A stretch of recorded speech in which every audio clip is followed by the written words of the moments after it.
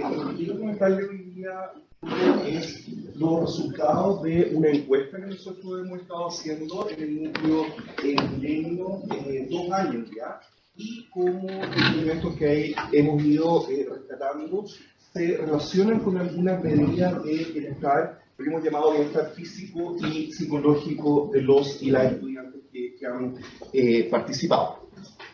Voy a dar entonces un poquito de contexto a la presentación que vamos a hacer. Partir diciendo que la salud mental, ¿cierto?, en educación superior ha sido un tema problemático.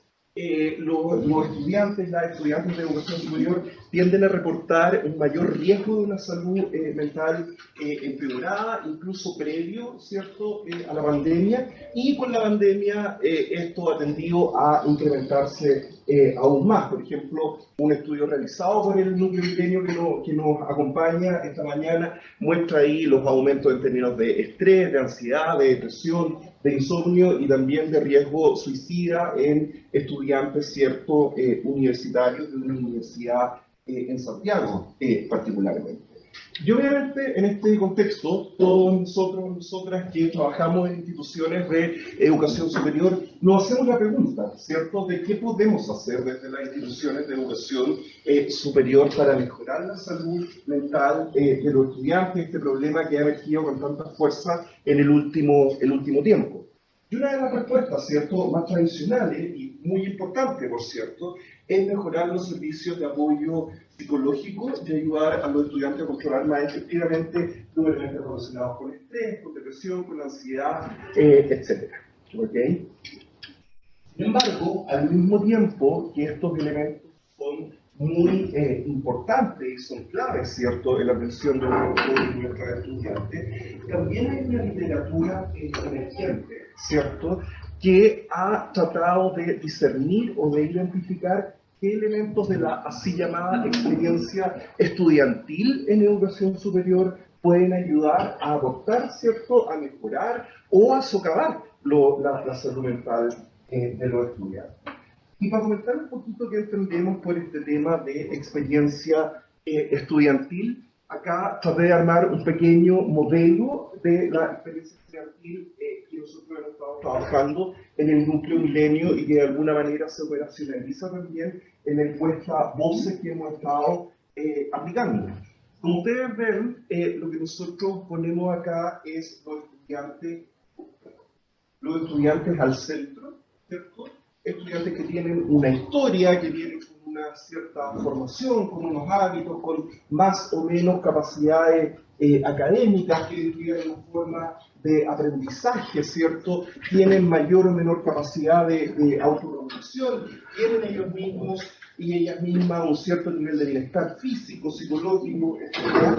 Y están al centro de esta experiencia estudiantil que ocurre en las instituciones de educación superior, donde nosotros les ofrecemos espacios de docencia, ¿cierto?, con unas ciertas cargas de trabajo, con unos modelos de evaluación, de una cierta relación con los estudiantes. Por otro lado, también se les ofrecen servicios de apoyo, servicios psicológicos, sociales, laborales. Hay aspectos sociales involucrados en esto que tienen que ver con la interacción con pares, clima, de respeto o no, sentido de pertenencia, etcétera. Unos recursos para el aprendizaje, mayormente los sistemas de gestión de aprendizaje en línea, las bibliotecas, etcétera, que de alguna manera van conformando una experiencia estudiantil más o menos positiva. A su vez, estos estudiantes vienen en una lógica más cronológica, si uno quiere, vienen de un sistema escolar, de unas ciertas expectativas, unos apoyos de sus padres, de sus establecimientos educacionales, etcétera. Tienen obviamente una expectativa de salir al mundo del trabajo, ya sea a trabajar o a continuar estudios de posgrado con unas credenciales y unas herramientas que las instituciones han ido entregando. Por su parte está también la familia como un apoyo importante y pares externos. Entonces, en este modelo nosotros podemos encontrar que hay experiencias que son más beneficiosas, por ejemplo, cuando se encuentran con instituciones que los apoyan, que tienen sistemas que les dan un cierto énfasis a mejorar sus capacidades de aprendizaje, a entregar servicios adecuados, etcétera, a tener un sistema, un sentido de pertenencia, un clima de respeto, etcétera. y en ese sentido nosotros vamos a encontrar, ¿cierto?, que hay unas condiciones de experiencia, de bienestar mejorado, y en otro caso probablemente vamos a encontrar una situación donde quizás estos elementos no se experimentan de esa manera y podemos encontrar una situación o una experiencia desmejorada. Habiendo dicho eso, muy brevemente, ¿cierto? Me gustaría comentar que en la literatura internacional, considerando estos elementos de experiencia estudiantil, han surgido estudios, ¿cierto?, que preguntan o se hacen la pregunta sobre qué elementos de la experiencia predicen el bienestar. Y en el caso de este estudio de la COM, y colegas, que es bastante reciente, lo que ellos hicieron fue tomar varias medidas o varias mediciones sobre malestar, bienestar psicológico y satisfacción de la vida como variable dependiente en este caso, y tratar de explicarlo con varios tipos de variables que ellos las consideraron como variables demográficas, las que ustedes ven ahí, que son como las tradicionales, con que uno caracteriza, ¿cierto?, a las personas que están contestando, en este caso, esta encuesta. Unos estresores situacionales, que son como bastante habituales, tema financiero, el inglés en el caso, digamos, de esta universidad, que es una universidad en Australia, donde hay mucha gente que no tiene el inglés como primera lengua, y para ello es un tema importante. Preocupación por el empleo a futuro. En el tercer grupo o modelo de variables incorporaron el progreso en los programas de estudio y participación, con elementos como riesgo de ser eliminado, participación en clase, la hora de estudio dedicada, y finalmente los elementos de experiencia estudiantil relacionados con los temas que más o menos nosotros también tenemos en nuestro modelo, que tienen que ver con carga de trabajo, estrés asociado a evaluaciones, apoyo al trabajo autónomo, motivación para estudiar, relación con los pares y sentido de pertenencia. Entonces, lo interesante de este estudio, ¿cierto?, es que ellos se preguntaron qué elementos predicen más el bienestar psicológico, el malestar psicológico y con la satisfacción de la vida. Y encontraron que efectivamente el grupo de variables que mejor Sí, está muy sonido ambiental. estos elementos, que predice estos elementos, tiene que ver precisamente con dimensiones o variables de la experiencia estudiantil, y también elementos demográficos que tienen que ver con discapacidad, pertenecer o sentirse parte del grupo LGBTIQ, ser primera generación, tener un trabajo remunerado o responsabilidades de cuidado, ¿ya? Ahora, el tema con esto es que probablemente con las dimensiones que están, digamos, en el primer modelo, ¿cierto?, las instituciones de educación superior tal vez no tenemos mucho que hacer, son elementos que los y las estudiantes traen. Sin embargo, como vamos a ir conversando, sí podemos hacer cosas en el grupo de variables que aparece en el grupo 4. Por otro lado, en una línea similar, el estudio de Pike y colegas preguntó a los estudiantes, ¿ya? Tomando como base la idea de que los estudiantes son expertos en la experiencia estudiantil, y tomando esta idea de que los estudiantes deberían ser co-constructores, co-constructoras del conocimiento sobre su propia experiencia, les preguntaron también lo que ustedes ven ahí: ¿qué se puede hacer para mejorar el bienestar estudiantil? Y las preguntas que más surgieron, digamos, las preguntas o las respuestas que más surgieron, tienen que ver ahí con profesores y prácticas académicas, lo que ustedes ven ahí: empatía, cercanía, algo muy importante que ha sido relevado por parte de los estudiantes, el tema de las interacciones con ellos, la retroalimentación que se les entrega. En segundo lugar, el segundo grupo de respuestas tuvo que ver con servicios estudiantiles de apoyo, promoción y uso de servicios, de orientación, de habilidades académicas, etc. Y mejoramiento de la calidad y disponibilidad de estos servicios. y también un medio ambiente, cultura y comunicaciones, donde se comprendan las circunstancias particulares, ¿cierto?, de los estudiantes, donde haya comunidades más inclusivas, etc. Todos estos elementos, nosotros que hemos estado mirando lo que pasó durante la pandemia, resuenan de alguna manera con resultados también que hemos encontrado a nivel local en los estudios que hemos hecho desde el núcleo Milenio. Y algo muy importante que hacen estos estudios, la lógica, ¿cierto?, de este taller donde estamos trabajando esta mañana, tiene que ver con recomendaciones que emergen del trabajo que estos investigadoras han hecho y que tiene que ver con las recomendaciones, ¿cierto?, que pueden hacer las instituciones. Y acá las que ustedes ven tienen que ver con racionalizar las cargas académicas, las cargas de trabajo, de los y las estudiantes, promover evaluaciones que estén más centradas en la comprensión y en la aplicación que solamente en la memorización, algo que fue muy discutido, que sigue siendo muy discutido a propósito de cómo evaluar a los y las estudiantes en pandemia. Las estrategias de docencia que promuevan relaciones de respeto y colaboración en vez de competencia entre los estudiantes, la promoción del sentido de pertenencia, respetando las diferencias entre estudiantes, las contribuciones que se hacen, ¿cierto?, una entrega de feedback consistente e informativo que les permita realmente a los estudiantes poder avanzar en sus procesos de aprendizaje, aprender a entender qué está bien, qué está mal y cómo pueden mejorar, promover la motivación de los y las estudiantes, algo muy importante, generar una motivación de carácter intrínseco que ayude a los estudiantes en sus procesos de aprendizaje y promover la autonomía, ¿ya? También algo muy importante que emerge en las recomendaciones de estos Entonces, uno mira, digamos, la literatura internacional, ¿cierto?, y se pregunta qué puede hacer uno en esta dirección, en nuestras instituciones de educación superior en Chile, qué evidencia tenemos para poder fundamentar las decisiones que tomemos. Y acá nosotros tenemos o podemos ofrecer, podemos poner a disposición, ¿cierto?, de la comunidad de educación superior local, el cuestionario POSES, que es la sigla de vida, oportunidades y experiencia en la educación superior, que en la última versión lo aplicamos en el año 2021, ¿ya? Aún en pandemia, digamos, cuando estábamos en esta situación de todavía clase a distancia, pero empezando a volver, ¿cierto? Fue implementado en 10 instituciones de educación superior en nuestro país, que son las que ustedes ven en la parte de abajo de la diapositiva, y fue aplicado de manera online a 13.806 estudiantes, ¿ya?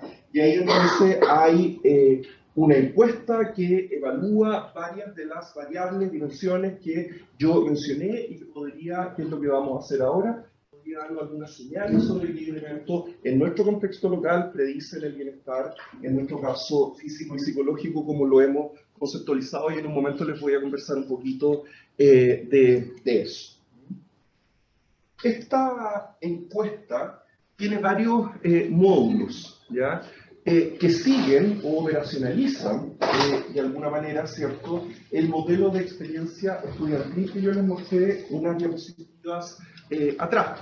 Está el tema de la transición en la educación superior, la inserción en el mundo laboral, como las transiciones de la entrada, ¿cierto?, y la salida del sistema o de las instituciones.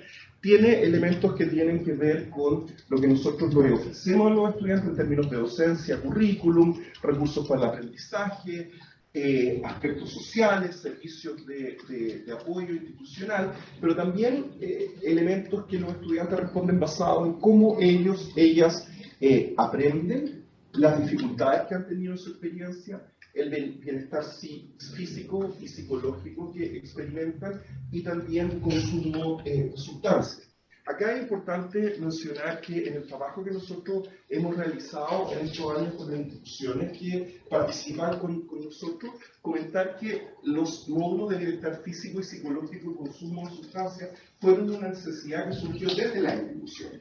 no estaba originalmente incluido, ¿cierto?, en nuestra encuesta, y fue a propósito de los problemas que se empezaron a generar con la pandemia, que las instituciones nos pidieron, nos solicitaron que incorporáramos este tipo de preguntas. Así que eso da cuenta también de lo importante que es trabajar, ¿cierto?, y construir los instrumentos con las personas que después deberían acceder a ellos. No me voy a centrar en todo el instrumento, y las invito a mirar un dashboard interactivo que tenemos en nuestra página web, donde están los resultados más en detalle, los aspectos metodológicos de la muestra, hay un montón de información ahí que pueden mostrar.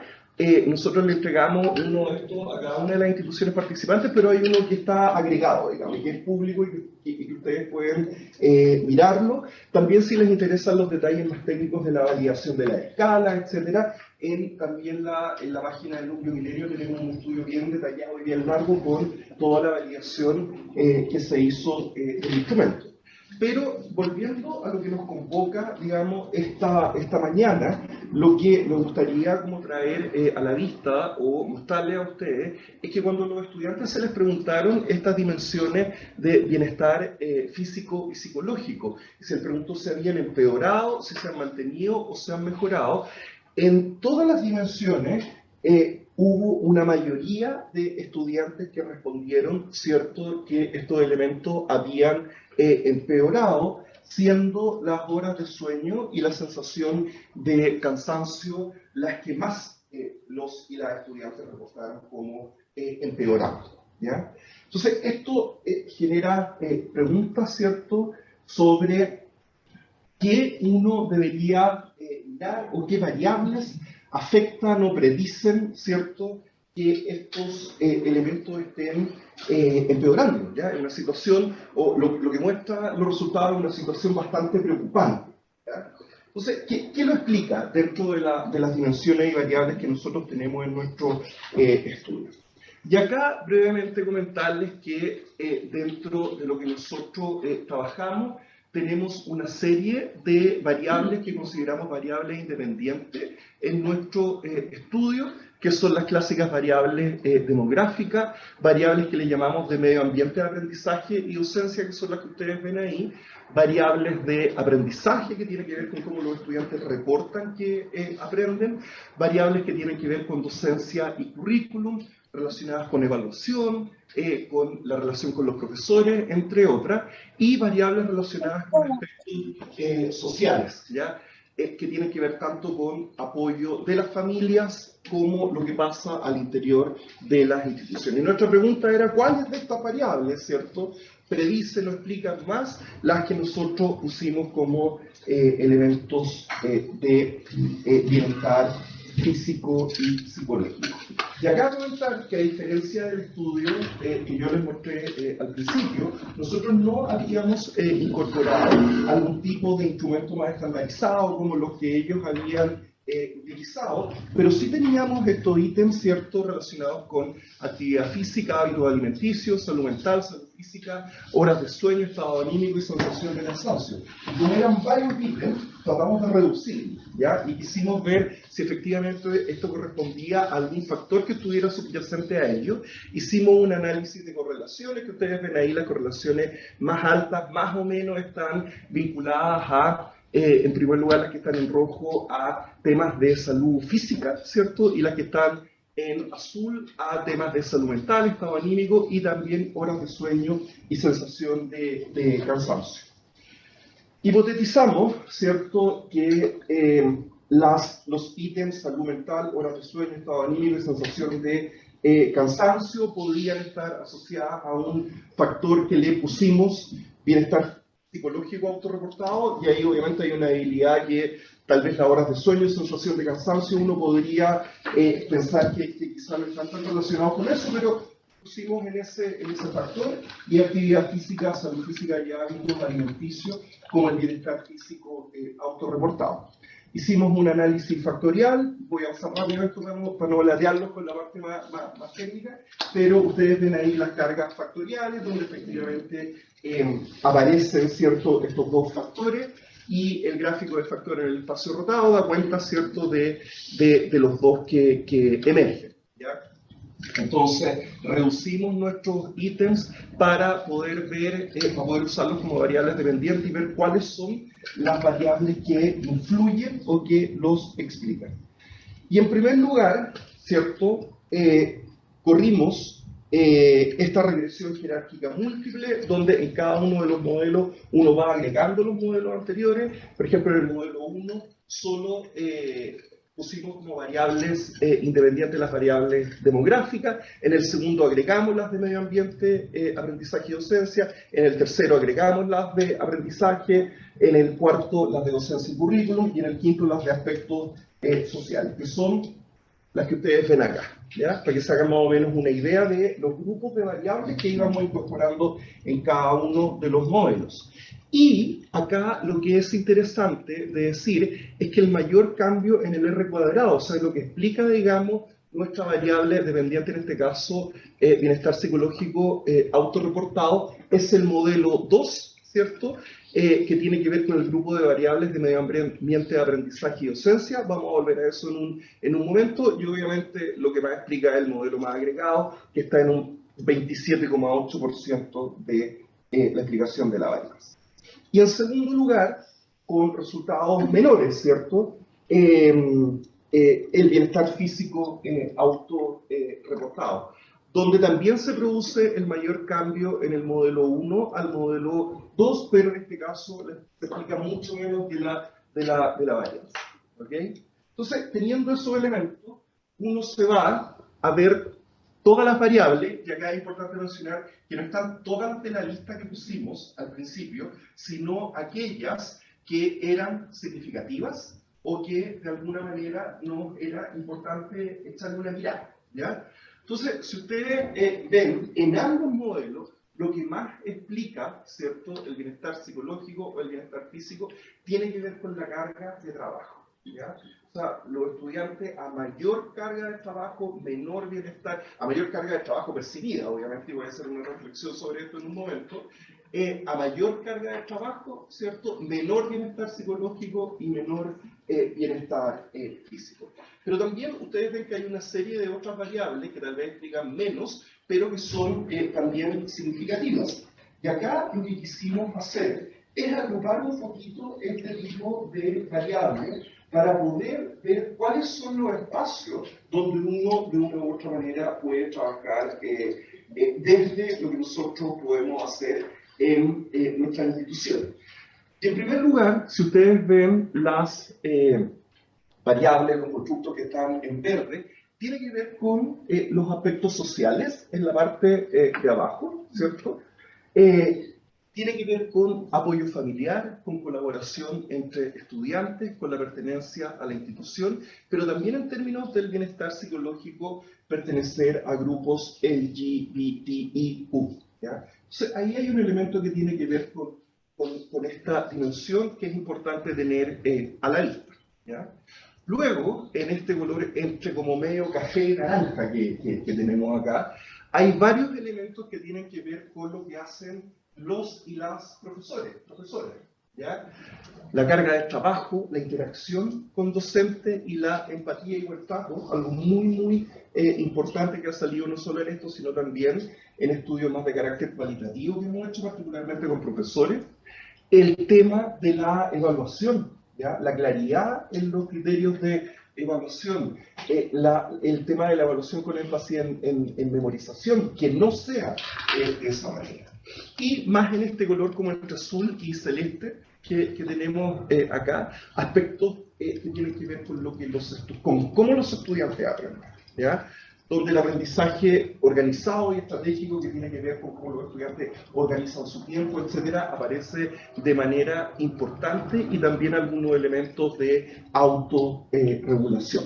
¿Ya? Entonces, si uno ve estos elementos, ¿cierto?, ve que hay varios aspectos, varias dimensiones de la experiencia estudiantil que uno podría trabajar desde las instituciones para poder de alguna manera, ¿cierto?, ofrecer espacios más inclusivos, con un trabajo con los docentes más profesionalizado, por decirlo de alguna manera, con unos espacios que ofrezcan relaciones más inclusivas, de apoyo, colaboración, etcétera, que de alguna manera deberían influir positivamente tanto en el bienestar psicológico como físico. Ya hay otro elemento, y esto es importante como tenerlo a la vista, ¿cierto?, que tienen que ver con el género, con en qué año están los estudiantes, en qué tipo de institución, de qué colegio vienen, que también son significativos, pero que nosotros no podemos hacer mucho con eso, y por lo tanto el llamado acá es a centrarse en los elementos donde uno sí puede, ¿cierto?, tener algún nivel de influencia. Lo que quiero comentarle hoy día es los resultados de una encuesta que nosotros hemos estado haciendo en el núcleo Milenio 2 años ya, y cómo los elementos que hemos ido rescatando se relacionan con algunas medidas de bienestar, lo que hemos llamado bienestar físico y psicológico de los y las estudiantes que han participado. Voy a dar entonces un poquito de contexto a la presentación que vamos a hacer. Partir diciendo que la salud mental, ¿cierto?, en educación superior ha sido un tema problemático. Los estudiantes, las estudiantes de educación superior tienden a reportar un mayor riesgo de una salud mental empeorada, incluso previo, ¿cierto?, a la pandemia, y con la pandemia esto ha tendido a incrementarse aún más. Por ejemplo, un estudio realizado por el Núcleo Milenio que nos acompaña esta mañana muestra ahí los aumentos en términos de estrés, de ansiedad, de depresión, de insomnio y también de riesgo suicida en estudiantes, ¿cierto?, universitarios de una universidad en Santiago, particularmente. Y obviamente en este contexto, todos nosotros, nosotras que trabajamos en instituciones de educación superior, nos hacemos la pregunta, ¿cierto?, de qué podemos hacer desde las instituciones de educación superior para mejorar la salud mental de los estudiantes, este problema que ha emergido con tanta fuerza en el último tiempo. Y una de las respuestas, ¿cierto?, más tradicionales y muy importante, por cierto, es mejorar los servicios de apoyo psicológico y ayudar a los estudiantes a controlar más efectivamente los elementos relacionados con estrés, con depresión, con ansiedad, etc. ¿Okay? Sin embargo, al mismo tiempo que estos elementos son muy importantes y son claves, ¿cierto?, en la atención de nuestros estudiantes, también hay una literatura emergente, ¿cierto?, que ha tratado de discernir o de identificar qué elementos de la así llamada experiencia estudiantil en educación superior pueden ayudar a aportar, ¿cierto?, a mejorar o a socavar la salud mental de los estudiantes. Y para comentar un poquito qué entendemos por este tema de experiencia estudiantil, acá traté de armar un pequeño modelo de la experiencia estudiantil que nosotros hemos estado trabajando en el Núcleo Milenio y que de alguna manera se operacionaliza también en el encuesta Voces que hemos estado aplicando. Como ustedes ven, lo que nosotros ponemos acá es los estudiantes al centro, ¿cierto? Estudiantes que tienen una historia, que vienen con una cierta formación, con unos hábitos, con más o menos capacidades académicas, que tienen una forma de aprendizaje, ¿cierto? Tienen mayor o menor capacidad de autorregulación, tienen ellos mismos y ellas mismas un cierto nivel de bienestar físico, psicológico, etc. Y están al centro de esta experiencia estudiantil que ocurre en las instituciones de educación superior, donde nosotros les ofrecemos espacios de docencia, ¿cierto?, con unas ciertas cargas de trabajo, con unos modelos de evaluación, de una cierta relación con los estudiantes. Por otro lado, también se les ofrecen servicios de apoyo, servicios psicológicos, sociales, laborales. Hay aspectos sociales involucrados en esto que tienen que ver con la interacción con pares, clima de respeto o no, sentido de pertenencia, etcétera. Unos recursos para el aprendizaje, mayormente los sistemas de gestión de aprendizaje en línea, las bibliotecas, etcétera, que de alguna manera van conformando una experiencia estudiantil más o menos positiva. A su vez, estos estudiantes vienen en una lógica más cronológica, si uno quiere, vienen de un sistema escolar, de unas ciertas expectativas, unos apoyos de sus padres, de sus establecimientos educacionales, etcétera, tienen obviamente una expectativa de salir al mundo del trabajo, ya sea a trabajar o a continuar estudios de posgrado con unas credenciales y unas herramientas que las instituciones han ido entregando. Por su parte está también la familia como un apoyo importante y pares externos. Entonces, en este modelo nosotros podemos encontrar que hay experiencias que son más beneficiosas, por ejemplo, cuando se encuentran con instituciones que los apoyan, que tienen sistemas que les dan un cierto énfasis a mejorar sus capacidades de aprendizaje, a entregar servicios adecuados, etcétera, a tener un sistema, un sentido de pertenencia, un clima de respeto, etcétera. Y en ese sentido nosotros vamos a encontrar, ¿cierto?, que hay unas condiciones de experiencia, de bienestar mejorado, y en otro caso probablemente vamos a encontrar una situación donde quizás estos elementos no se experimentan de esa manera y podemos encontrar una situación, una experiencia desmejorada. Habiendo dicho eso, muy brevemente, ¿cierto? Me gustaría comentar que en la literatura internacional, considerando estos elementos de experiencia estudiantil, han surgido estudios, ¿cierto?, que preguntan, o se hacen la pregunta sobre qué elementos de la experiencia predicen el bienestar. Y en el caso de este estudio de la COM y colegas, que es bastante reciente, lo que ellos hicieron fue tomar varias medidas o varias mediciones sobre malestar, bienestar psicológico y satisfacción de la vida como variable dependiente en este caso, y tratar de explicarlo con varios tipos de variables que ellos las consideraron como variables demográficas, las que ustedes ven ahí, que son como las tradicionales, con que uno caracteriza, ¿cierto?, a las personas que están contestando, en este caso, esta encuesta.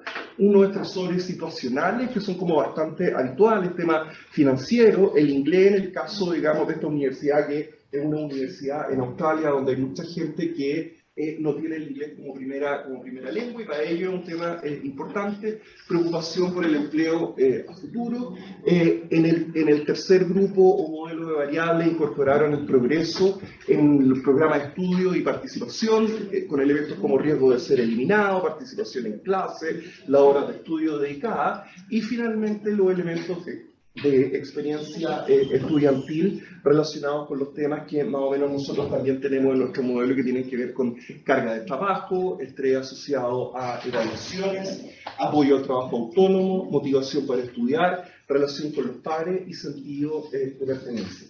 Entonces, lo interesante de este estudio, ¿cierto?, es que ellos se preguntaron qué elementos predicen más el bienestar psicológico, el malestar psicológico y con la satisfacción de la vida.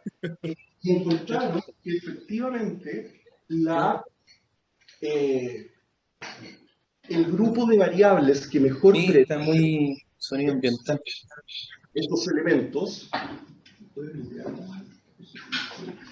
que predice estos elementos, tiene que ver precisamente con dimensiones o variables de la experiencia estudiantil, y también elementos demográficos que tienen que ver con discapacidad, pertenecer o sentirse parte del grupo LGBTIQ, ser primera generación, tener un trabajo remunerado o responsabilidades de cuidado, ¿ya?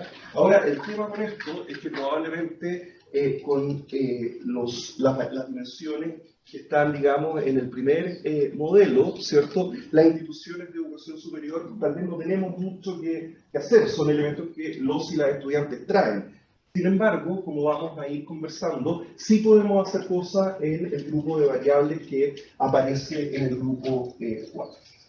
Por otro lado, en una línea similar, el estudio de Pike y colegas preguntó a los estudiantes, ¿ya?, tomando como base la idea de que los estudiantes son expertos en la experiencia estudiantil, y tomando esta idea de que los estudiantes deberían ser co-constructores, co-constructoras del conocimiento sobre su propia experiencia, les preguntaron también lo que ustedes ven ahí: ¿qué se puede hacer para mejorar el bienestar estudiantil?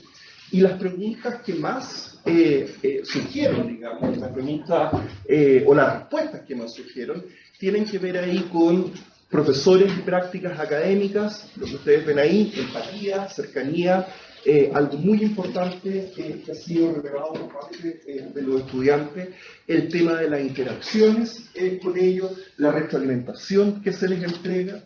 En segundo lugar, el segundo grupo de respuestas tuvo que ver con servicios estudiantiles de apoyo, promoción y uso de servicios, de orientación, de habilidades académicas, etc. Y mejoramiento de la calidad y disponibilidad de estos servicios. Y también un medio ambiente, cultura y comunicaciones, donde se comprendan las circunstancias particulares, ¿cierto?, de los estudiantes, donde haya comunidades más inclusivas, etc. Todos estos elementos, nosotros que hemos estado mirando lo que pasó durante la pandemia, resuenan de alguna manera con resultados también que hemos encontrado a nivel local en los estudios que hemos hecho desde el núcleo Milenio. Y algo muy importante que hacen estos estudios, la lógica, ¿cierto?, de este taller, de lo que estamos trabajando esta mañana, tiene que ver con recomendaciones que emergen del trabajo que estos y estas investigadoras han hecho y que tiene que ver con las recomendaciones, ¿cierto?, que pueden hacer las instituciones.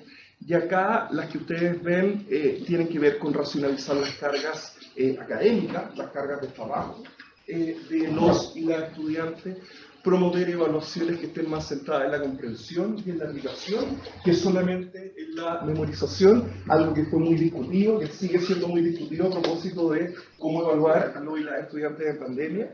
Las estrategias de docencia que promuevan relaciones de respeto y colaboración en vez de competencia entre los estudiantes, la promoción del sentido de pertenencia, respetando las diferencias entre estudiantes, las contribuciones que se hacen, ¿cierto? Una entrega de feedback consistente e informativo que les permita realmente a los estudiantes poder avanzar en su proceso de aprendizaje, aprender a entender qué está bien, qué está mal y cómo pueden mejorar. Promover la motivación de los y las estudiantes, algo muy importante, generar una motivación de carácter intrínseco que ayude a los estudiantes en sus procesos de aprendizaje y promover la autonomía, ¿ya? También algo muy importante que emerge en las recomendaciones de estos. Entonces, uno mira, digamos, la literatura internacional, ¿cierto?, y se pregunta qué puede hacer uno en esta dirección, en nuestras instituciones de educación superior en Chile, qué evidencia tenemos para poder fundamentar las decisiones que tomemos. Y acá nosotros tenemos o podemos ofrecer, podemos poner a disposición, ¿cierto?, de la comunidad de educación superior local, el cuestionario VOCES, que es la sigla de vida, oportunidades y experiencia en la educación superior, que en la última versión lo aplicamos en el año 2021, ¿ya? Aún en pandemia, digamos, cuando estábamos en esta situación de todavía clase a distancia, pero empezando a volver, ¿cierto? Fue implementado en 10 instituciones de educación superior en nuestro país, que son las que ustedes ven en la parte de abajo de la diapositiva, y fue aplicado de manera online a 13.806 estudiantes, ¿ya? Y ahí entonces hay una encuesta que evalúa varias de las variables, dimensiones que yo mencioné y que es lo que vamos a hacer ahora. Dando algunas señales sobre qué elementos en nuestro contexto local predicen el bienestar, en nuestro caso físico y psicológico, como lo hemos conceptualizado, y en un momento les voy a conversar un poquito de eso. Esta encuesta tiene varios módulos, ¿ya? Que siguen o operacionalizan de alguna manera, ¿cierto?, el modelo de experiencia estudiantil que yo les mostré unas diapositivas atrás. Está el tema de la transición en la educación superior, la inserción en el mundo laboral, como las transiciones de la entrada, ¿cierto?, y la salida del sistema o de las instituciones. Tiene elementos que tienen que ver con lo que nosotros le ofrecemos a los estudiantes en términos de docencia, currículum, recursos para el aprendizaje, aspectos sociales, servicios de apoyo institucional, pero también elementos que los estudiantes responden basados en cómo ellas aprenden, las dificultades que han tenido en su experiencia, el bienestar físico y psicológico que experimentan y también consumo de sustancias. Acá es importante mencionar que en el trabajo que nosotros hemos realizado en estos años con las instituciones que participan con nosotros, comentar que los módulos de bienestar físico y psicológico y consumo de sustancias fueron una necesidad que surgió desde la institución. No estaba originalmente incluido, ¿cierto?, en nuestra encuesta, y fue a propósito de los problemas que se empezaron a generar con la pandemia, que las instituciones nos pidieron, nos solicitaron que incorporáramos este tipo de preguntas. Así que eso da cuenta también de lo importante que es trabajar, ¿cierto?, y construir los instrumentos con las personas que después deberían acceder a ellos. No me voy a centrar en todo el instrumento, y las invito a mirar un dashboard interactivo que tenemos en nuestra página web, donde están los resultados más en detalle, los aspectos metodológicos de la muestra, y un montón de información ahí que pueden mostrar.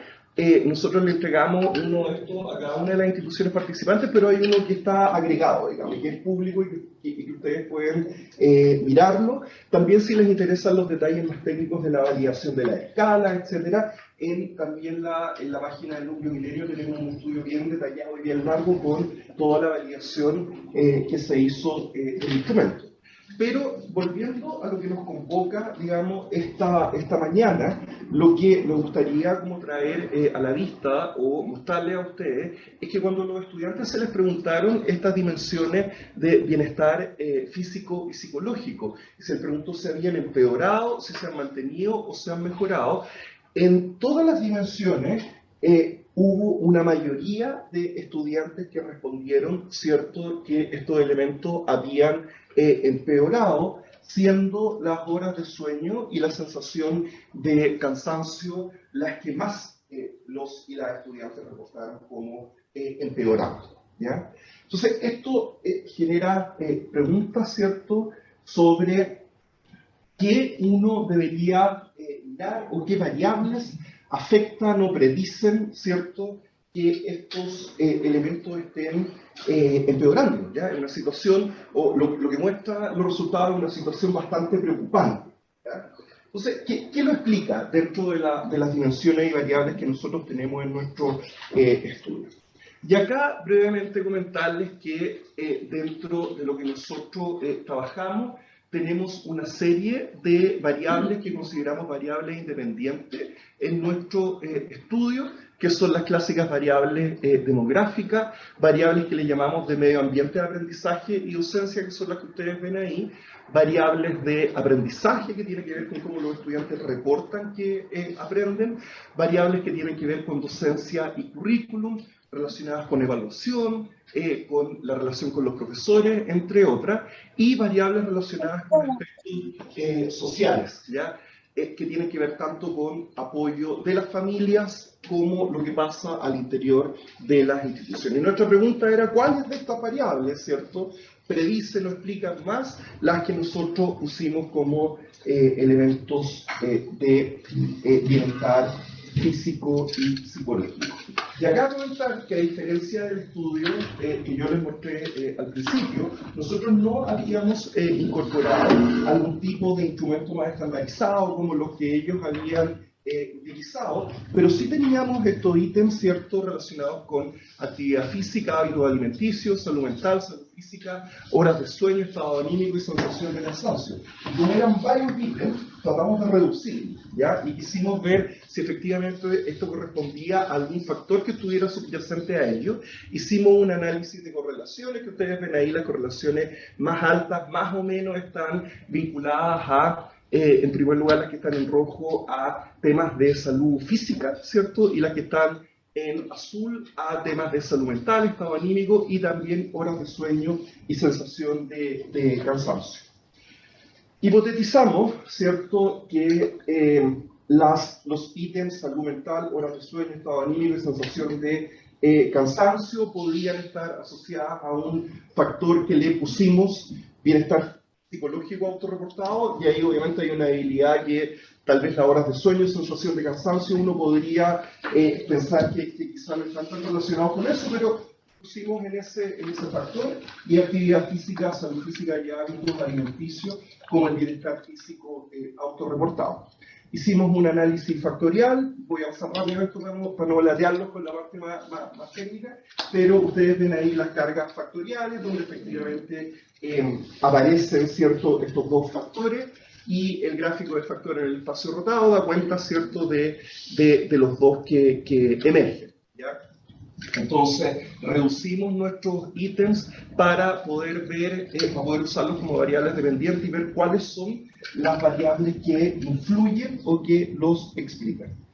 Y en primer lugar, ¿cierto?, corrimos esta regresión jerárquica múltiple, donde en cada uno de los modelos uno va agregando los modelos anteriores. Por ejemplo, en el modelo 1 solo pusimos como variables independientes las variables demográficas, en el segundo agregamos las de medio ambiente, aprendizaje y docencia, en el tercero agregamos las de aprendizaje, en el cuarto las de docencia y currículum, y en el quinto las de aspectos sociales, que son las que ustedes ven acá, ¿ya? Para que se hagan más o menos una idea de los grupos de variables que íbamos incorporando en cada uno de los modelos.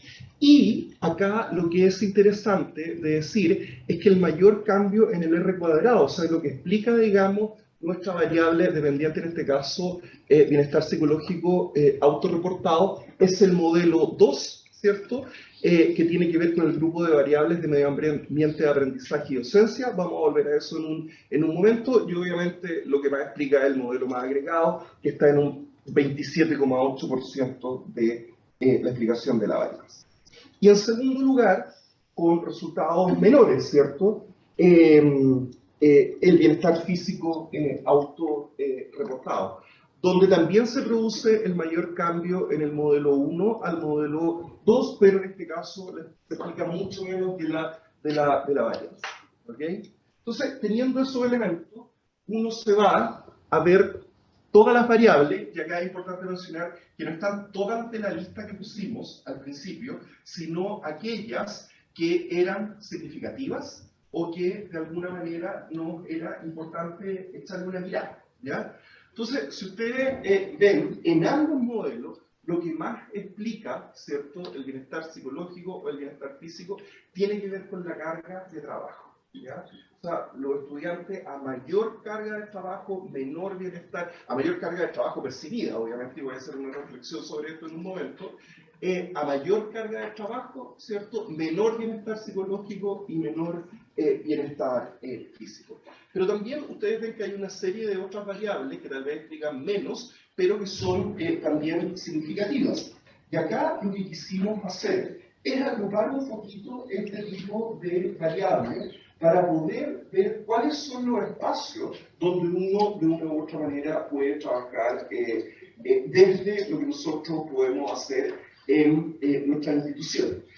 Y en primer lugar, si ustedes ven las variables, los constructos que están en verde, tiene que ver con los aspectos sociales en la parte de abajo, ¿cierto?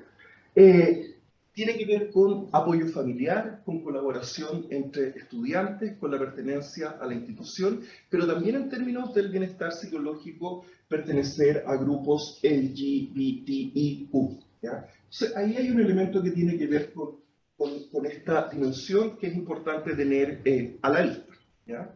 Luego, en este color entre como medio café y naranja que tenemos acá, hay varios elementos que tienen que ver con lo que hacen los y las profesoras, ¿ya?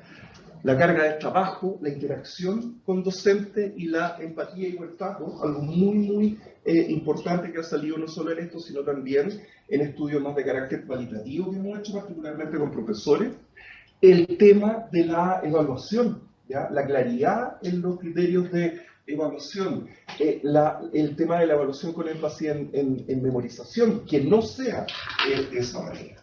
Y más en este color como entre azul y celeste que tenemos acá, aspectos que tienen que ver con, con cómo los estudiantes aprenden, ¿ya?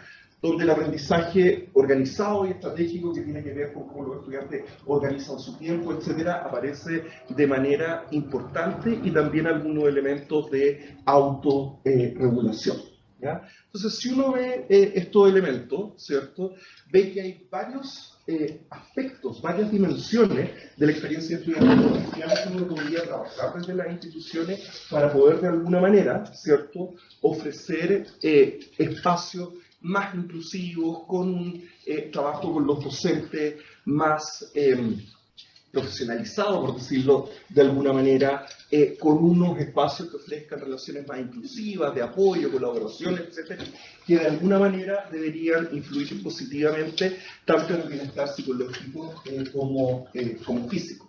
Ya hay otro elemento, y esto es importante como tenerlo a la vista, ¿cierto?, que tienen que ver con el género, con en qué año están los estudiantes, en qué tipo de institución, de qué colegio vienen, que también son significativos, pero que nosotros no podemos hacer mucho con eso, y por lo tanto el llamado acá es a centrarse en los elementos donde uno sí puede, ¿cierto?, tener algún nivel de influencia.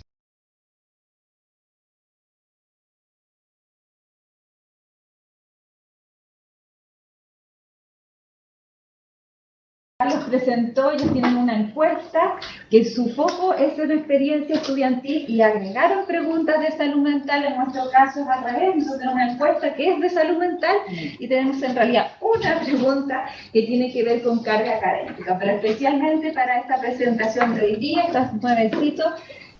Me llegó a las 4 de la mañana porque la persona que lo hace, que agradezco mucho, que es Scarlett Maginte, que es nuestra estudiante de doctorado, venía viajando en avión, así que me mandó ahí los resultados. Así que ustedes van a ser las primeras personas, después de Scarlett y yo, de conocer. Y podemos también comentar acerca de estos resultados con esta pregunta específica que es de carga académica. La próxima.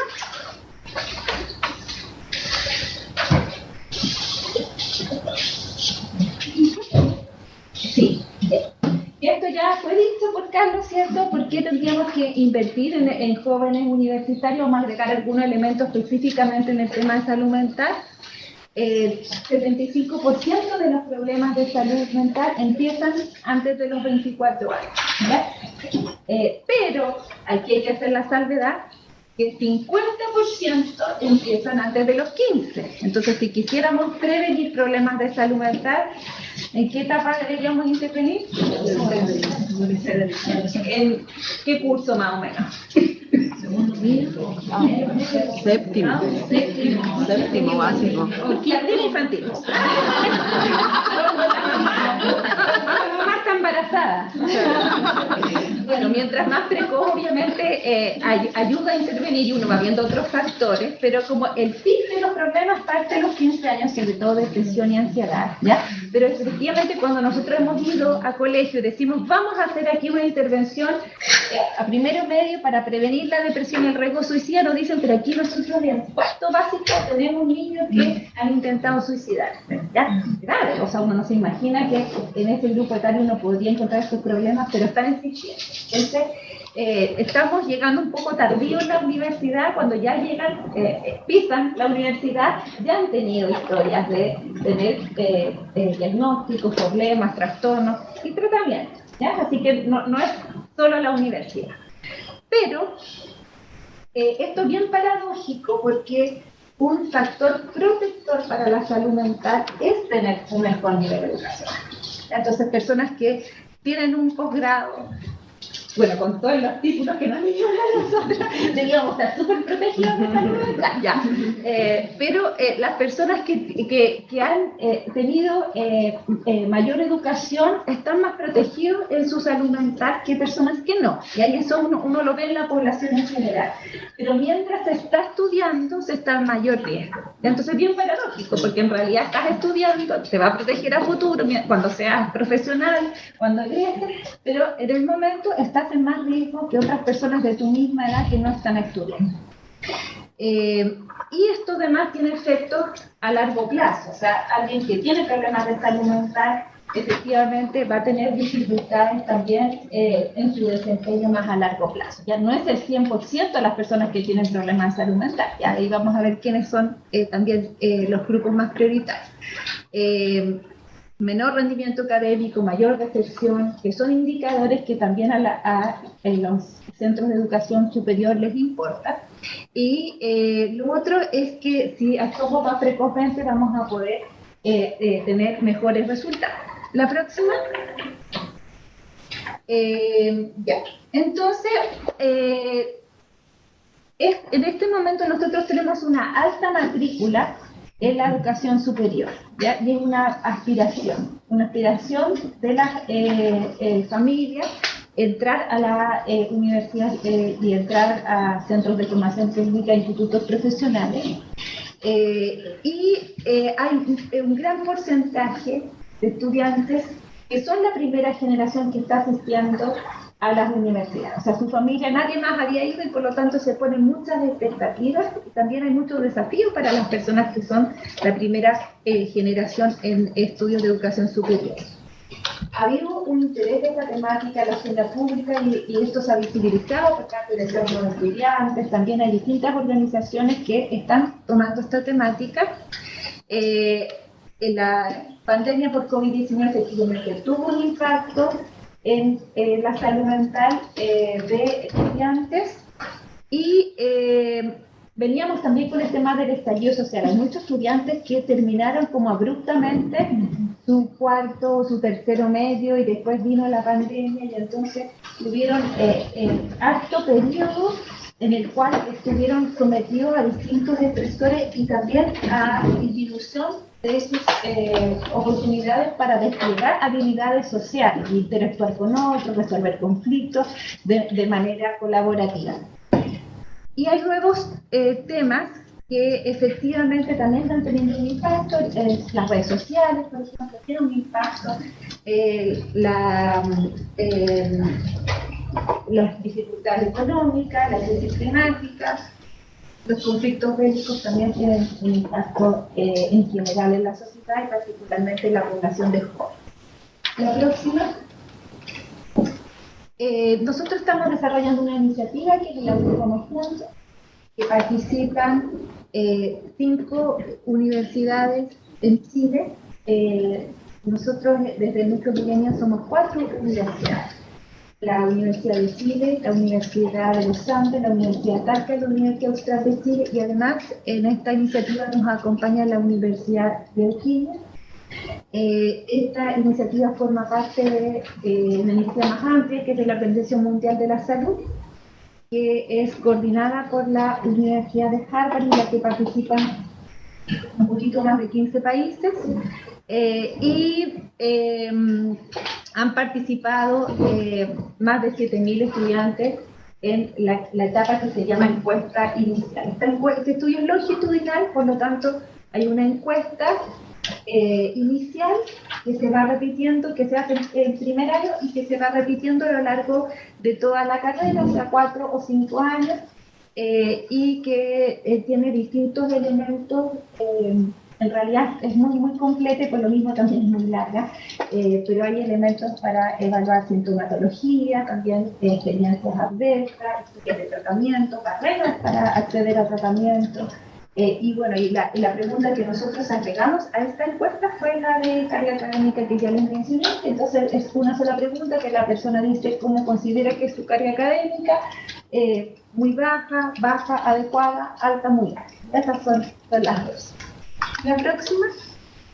Entonces, esta es la pregunta global y ustedes ven cómo las mujeres, el color naranjo es las personas que consideraron que estaban alta o muy alta y el verde baja o apropiada.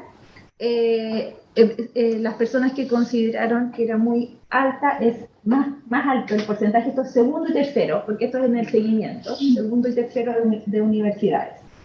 Es más alta que las que consideran que es apropiada. En las mujeres se considera un poquito más alta que este porcentaje que en los hombres, ¿ya? Aquí hay que hacer algunas precisiones metodológicas, como por ejemplo que las personas que contestan esta encuesta no son el 100%. ¿ya? Son algunas, ¿ya? Entonces es probable que quienes están contestando esta encuesta, y además que es segundo año o tercer año que están contestando esta encuesta, se selecciona el grupo de las personas que tienen más dificultad. Es muy probable que suceda eso. Ya es como cuando uno le llega una encuesta de opinión acerca de algo, fuiste al registro civil, después te preguntan cómo te atendieron, no fuiste a renovación de identidad o hiciste un viaje en avión, te preguntan cómo te fue, ¿cierto? Entonces, ¿quiénes de aquí contestan esa encuesta? ¿Alguien las contesta?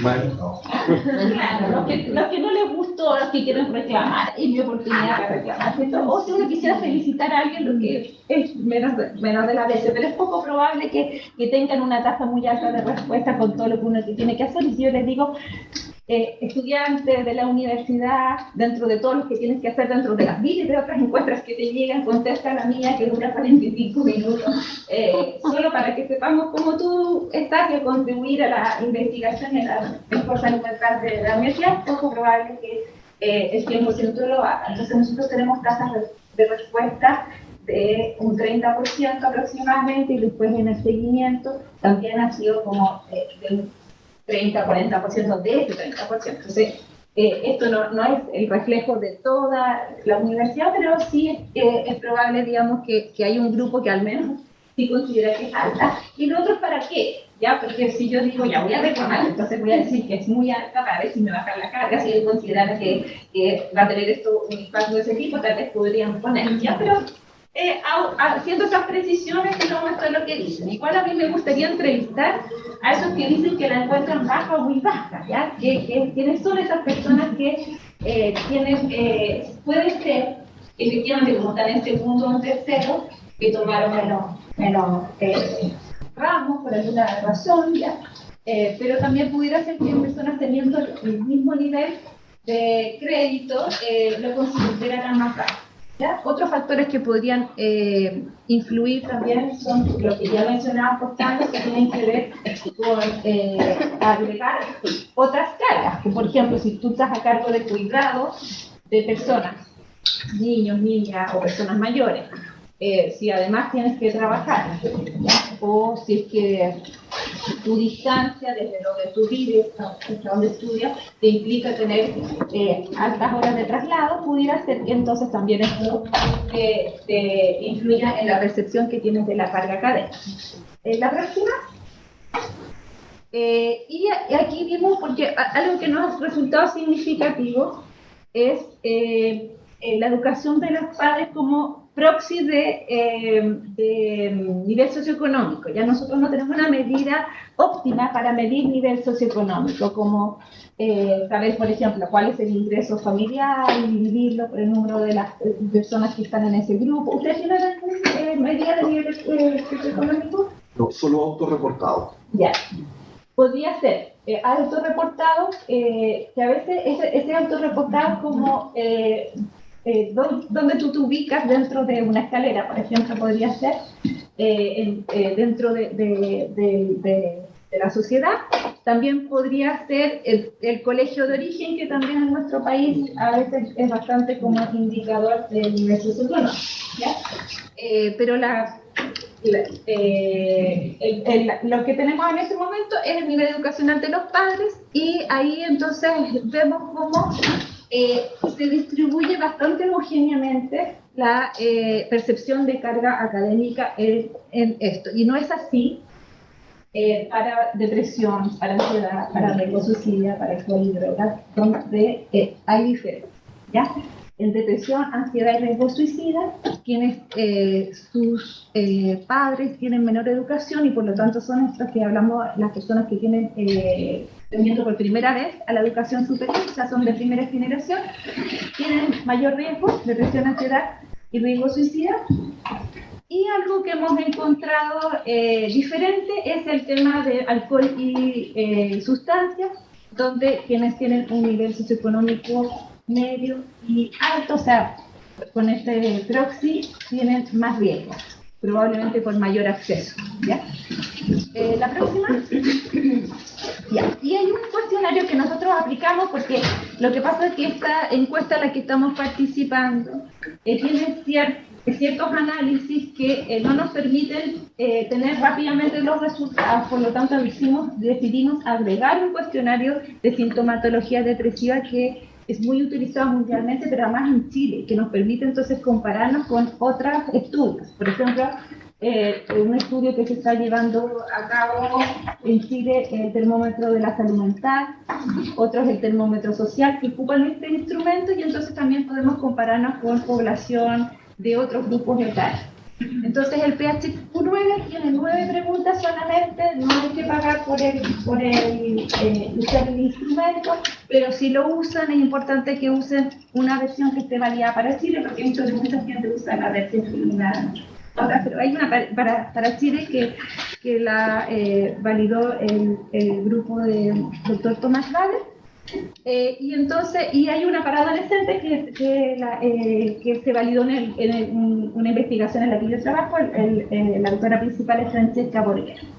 Entonces, aquí en este puntaje, el puntaje va de 0 a 27. Y entonces, de 10 hacia arriba se considera que podría tener una depresión clínicamente significativa, ¿ya? Y el 10, bueno, ahí no sé si se ve, pero aquí está el 10, ¿ya? Entonces, en el caso de las mujeres, nos quedó el promedio, que es la rayita, por sobre el puntaje de corte. En el caso de los hombres nos quedó por debajo, y bueno, y ahí está la dispersión. Entonces, claramente, lo que yo les decía, se vuelve a reforzar, hay mayor sintomatología depresiva en las mujeres. La próxima. También aquí tenemos la percepción de carga académica por el PHQ-9, ¿ya? Entonces, personas que tienen una percepción de que su carga académica es alta o muy alta, además se asocian a más síntomas depresivos, ¿ya? Y eso uno lo podría ver desde los dos lugares. Puede ser una persona que tenía una percepción y estaba viviendo de que la carga académica era muy alta, un factor que influyó en tener sintomatología depresiva, pero también pudiera ser una persona que tiene sintomatología depresiva percibe su carga académica como más alta, porque la depresión, los síntomas de depresión, produce problemas de concentración, la persona se aísla, tiene problemas de sueño, y entonces todos esos elementos podrían hacer que fuera más difícil el enfrentar la carga académica. Entonces, para eso sí nos podría ir ayudando los estudios longitudinales para ver quién fue primero, ¿ya? Una cosa o la otra. Pero en este momento estamos viendo solamente la foto. La próxima. Y aquí tenemos entonces la percepción de carga académica y el puntaje PHQ-9 diferenciados por sexo. En el caso de los hombres, ustedes ven cómo igual los hombres tienen menos síntomas depresivos que las mujeres, pero sí en el caso de las mujeres se repite esto que estábamos diciendo, de que a mayor síntomas depresivos, mayor percepción de carga académica, o se puede decir al revés. Y en el caso de los hombres, pareciera que después hay que hacer los análisis si es estadísticamente significativa o no la diferencia, pero al parecer igual hay menos diferencia que en el caso de las mujeres. La próxima. En temas de educación de los padres, entonces, en el caso, aquí como que se tiende a homogenizar un poco. En el caso de la bajo apropiada están en el mismo porcentaje. En el caso de la alta o muy alta, percepción alta o muy alta, vemos como el grupo de medio, el que pareciera que tiene un poco más alta la sintomatología depresiva, de cuyos padres entonces tienen un nivel educacional medio. ¿Ya? Pero son datos preliminares que hay que analizarlos después con mayor profundidad para ver qué es lo que nos está indicando esto. La próxima. Y esto es ansiedad. Lo anterior que vimos era sintomatología depresiva, ahora sintomatología ansiosa. también este cuestionario es un cuestionario gratuito que también está ahora evaluando sus propiedades psicométricas para Chile. Una publicación también de nuestro centro de investigación y tiene 7 preguntas. Y la sintomatología ansiosa es más importante en las mujeres que en los hombres. La próxima. La percepción de carga académica con el puntaje, vemos cómo entonces a mayor percepción de alta carga académica, mayores síntomas de ansiedad, al igual que la depresión, podríamos decir que están por los dos lados, se puede mirar. Una persona que tiene muchos síntomas de ansiedad puede bloquearse frente a una evaluación, puede rendir mal, producto de esta sintomatología también, y percibir que su carga académica es más alta. La próxima. En el caso de aquí ir separando hombres y mujeres, entonces también vemos cómo tanto por sexo como la diferencia que veíamos entre hombres y mujeres se siguen manteniendo. O sea, el grupo, si uno tuviera que enfocarse en un grupo, el que tiene más problemas en este momento serían las mujeres, ¿ya? Y las mujeres que tienen altos síntomas depresivos y altos síntomas de ansiedad. ¿Ya? Quizás, Carlos, tú cuando decías como que hay cosas en las que uno no tiene mucho que hacer, ¿cierto? Que es con lo que vienen las personas, en realidad lo que sí se puede hacer es como focalizar los esfuerzos, es decir, ya, entonces, a este grupo es donde a lo mejor requieren no solo acompañamiento en temáticas de salud mental, sino también los centros de aprendizaje pudieran apoyar a este grupo. La próxima. Y en términos de la educación de los padres, entonces también vemos, bueno, se repite que a mayor percepción de alta carga académica, hay mayores síntomas de ansiedad y nuevamente como que el grupo medio nos queda un poquitito más alto de síntomas de ansiedad, ¿ya? Pareciera que la ansiedad en este grupo etario pudiera estar asociada a niveles socioeconómicos medios y altos más que al bajo, ¿ya? Que es algo también a explorar e investigar porque no es lo que uno vería en la población general. La población general uno esperaría que las personas con un nivel socioeconómico más bajo sean las que tengan más síntomas de ansiedad. La próxima. Entonces, la forma de abordar esto es a través de una propuesta multinivel en la cual en la base de la pirámide está la mayor parte de la población y por lo tanto uno tendría que actuar en forma más de promoción de salud mental, acciones de promoción, y estas acciones muchas veces son las que se piensan como para dar un sentido de pertenencia o de recreación. Como por ejemplo actividades culturales, actividades deportivas. Después vienen pensar que alguna gente podría enfermarse, pero estamos en el momento de prevenir. Entonces ahí podríamos pensar en prevenciones, como por ejemplo vamos a prevenir que la gente desarrolle una depresión clínica, trastornos de ansiedad clínicos, abuso de alcohol y sustancias. Vamos a prevenir eso. Después tendrían un nivel más alto y por lo tanto es menos gente la que lo requeriría la detección temprana y oportuna, o sea, gente que ya está con un cuadro clínico, pero es importante que se atienda pronto para que esto no empeore. Después vendrían intervenciones específicas para esta población y la referencia a centros especializados o centros que requieran atención. Y esto enmarcado en el aporte que puede hacer la comunidad en general. Tanto el autocuidado, pero también el co-cuidado, el cuidado en la comunidad. La próxima. Pero igual tenemos algunos desafíos para este tipo de intervenciones. El principal desafío que tenemos son las barreras que hay para acceder a un tratamiento oportuno, tanto preventivo como terapéutico. Pensaríamos que en este momento tal vez una gran barrera es que tenemos pocos profesionales y hay mucha demanda, ¿ya?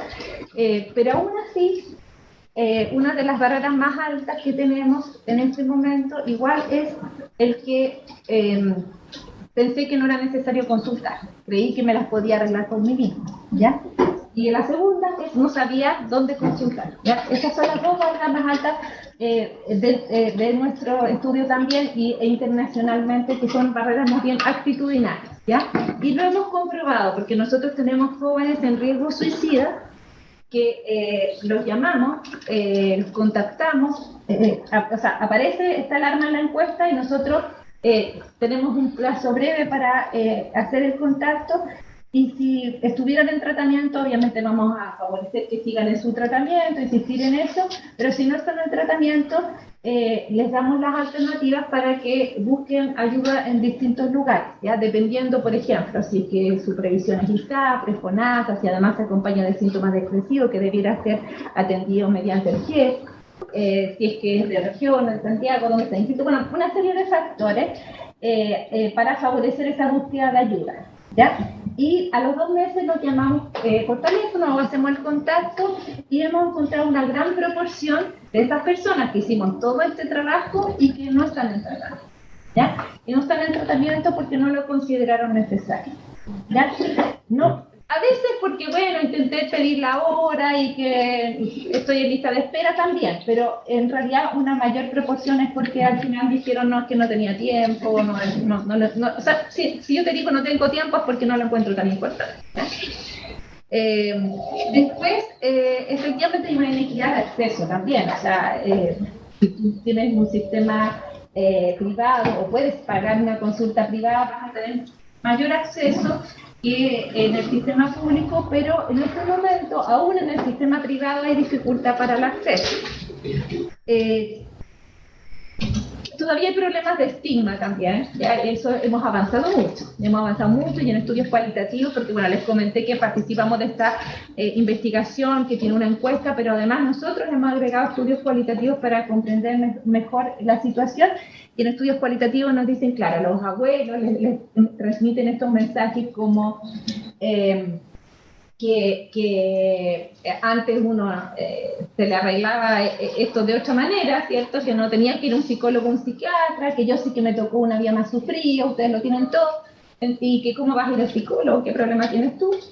Los padres un poco menos y ellos un poco menos, pero aún así, dentro de ellos es más fácil hablar hacia afuera y decir, no, así no hay que discriminar, pero cuando a ellos mismos les toca, por ejemplo, es difícil, decían algunos, en su propia carrera contar que están en tratamiento porque podrían ser discriminados, por ejemplo, para oportunidades laborales, ¿ya? Entonces, igual existe estigma y en la sociedad existe estigma, y lo otro es que alguien puede partir con un tratamiento, pero de ahí a que lo finalice, también ahí tenemos harta pérdida en completar un tratamiento que sería la oportunidad para prevenir recaídas. La próxima.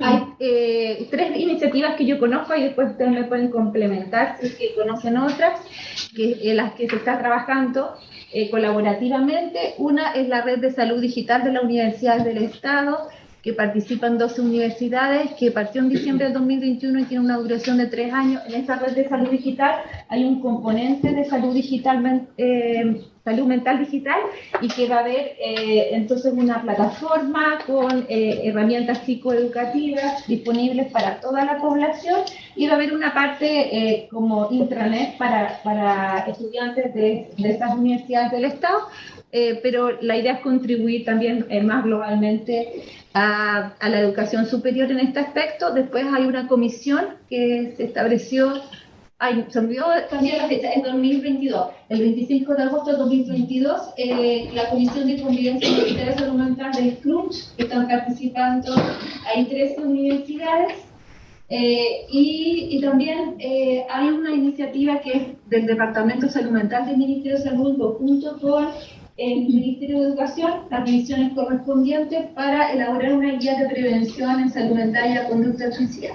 Como la última reunión fue en julio del año pasado, yo consulté y me dijeron que está esto activo y que efectivamente se está trabajando en que esta guía este año debiera ya ver la luz y pueda ser conocida entonces por la población. La próxima.